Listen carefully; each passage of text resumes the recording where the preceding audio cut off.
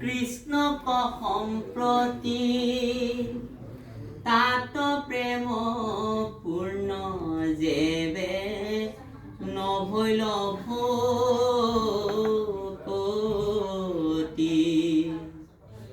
ভৈল ভ্ৰষ্ট যদি বাল পতে গৈল প্ৰাণ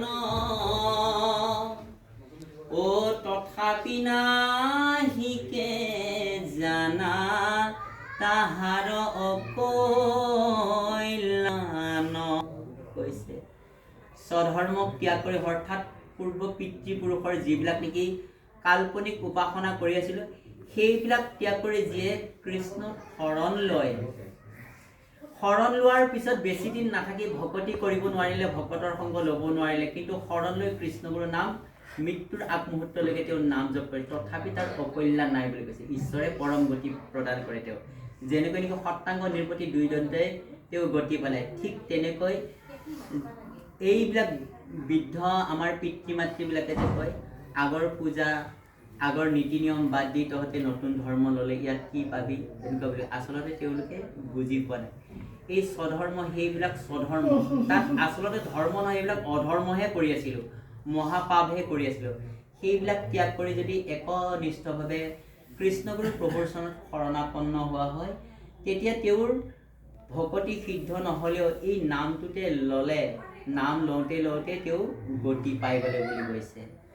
তেনেকৈ তেওঁলোকেও নাজানে বেচেৰা, কিন্তু এই নিজৰ ভাগিনেক কংসৰ ওচৰত যেনেকৈ কৃষ্ণই জানে তেওঁ মুক্তিয়ে দি দিলে, কিন্তু এই যে ভকত দুজন আমি যে গ'লোঁ তিনিজন ভকত লগ লাগি তাত যে কৃষ্ণগুৰুৰ নাম উচ্চাৰণ কৰিলোঁ, তেওঁলোকৰ অলপমান লাভ হ'ল।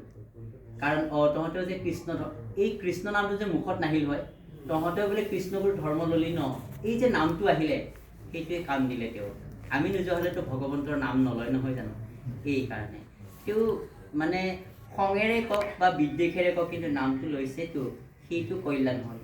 আমি এবাৰ পাল নামৰ পইচা তুলিব গৈছিলোঁ, তুলিব যাওঁতে মানে পইচা নুঠে, ইমান দূৰ দূৰ যাওঁ চাইকেল মাৰি পইচা নুঠে। প্ৰভুৰ ওচৰত ক'লোঁ, প্ৰভু আমি দেখোন পইচা তুলিব গ'লে পইচাই নুঠে।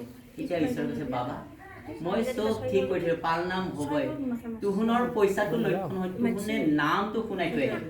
তাতে পইচা তুলিব যাওঁ নহয়, পাল নামৰ পইচা তুলিব যাওঁ, যি ঘৰতে যাবি নামটো শুনাই থৈ আহিবি এই বুলি ঈশ্বৰে ক'লে। তেতিয়াৰ পৰা আৰু পইচা উঠিলেও নাহিলেও তেতিয়া আমি কৃষ্ণগুৰুৰ নামটো শুনাই থৈ আমি সেৱা এটা জনাই থৈ আহোঁ। আৰু তাৰপিছত আমি যে পইচা নিদিলেও একো নকৰিলেও যে এই সেৱাটো জনাই পেলাই কৃষ্ণগুৰুৰ নামটো শুনাই থৈ আহোঁ, তাৰ পিছৰ পৰা তেওঁলোকৰ সুমতি হ'ল।